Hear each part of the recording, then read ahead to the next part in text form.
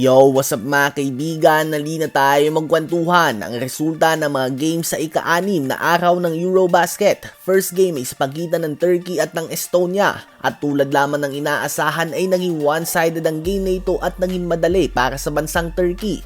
First quarter pa lang ay lumamang na sila ng double digits at nagpatuloy lang ito hanggang sa dulo at tuluyan na nilang nakuha ang panalo sa score na 84-64.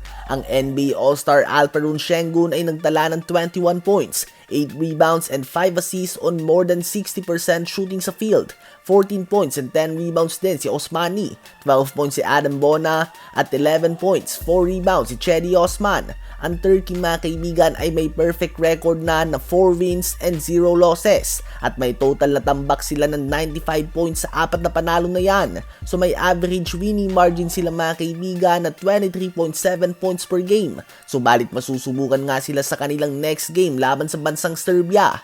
Habang nakuha naman ng Montenegro ang kanilang unang panalo sa Eurobasket na ito laban sa Sweden sa dikit na score na 87-81. Sa 8 players na naglaro para sa kanilang bansa ay 6 ang gumawa ng double digits. Sa panguna ng NBA All-Star din noon Nikola Vucevic na nagtala ng 23 points, 15 rebounds and 4 assists. Kinawawa naman ng Germany ang mga Briton at pinulbos nila ito sa score na 120-57.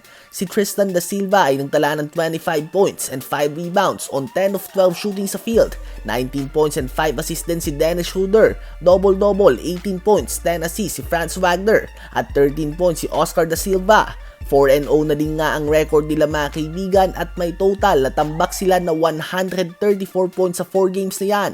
Ang average margin nila mga kaibigan sa kabilang team sa 4 games na ito ay 33.5 points per game. At wala pa nga sa kanilang lineup ngayon sila Maxi Kleber, Isaiah Hartenstein at Moritz Wagner. Nakuha din ng Latvia ang one-sided win laban sa Portugal sa score na 78-62. Si Kristaps Porzingis ay nagtala ng 21 points, 9 rebounds and 3 assists with 5 3-pointers. 15 points, 7 rebounds din si Roland Smits. 14.6 rebounds si Davis Bertans at 11 points si Dairis Bertans. Sa second quarter, lumayo ang Latvia nang ma-outscore nila ang Portugal 27-7. Pinatikim naman ng Lithuania kay Lauri Markkanen at sa Finland ang kanilang unang talo sa dikit na score na 81-78. 16 points, 9 assists si Jokubaitis. 14 points, 8 rebounds si Blažević at 8 points, 5 rebounds and 4 steals si Jonas Valanciunas. Habang ang magkakasunod na 25 points or more games ni Lauri Markkanen ay naputol na dahil 19 points, 11 rebounds, 6 assists and 3 steals lamang siya sa game na ito. Solid numbers pa din nga ito mga kaibigan, subalit hindi ito naging sapat upang makuha ang panalo.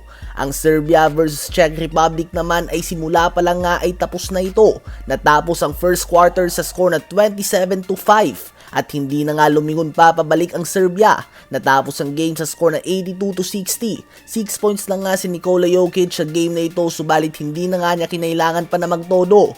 Ang Serbia tulad lamang ng Turkey at ng Germany ay may perfect 4-0 record.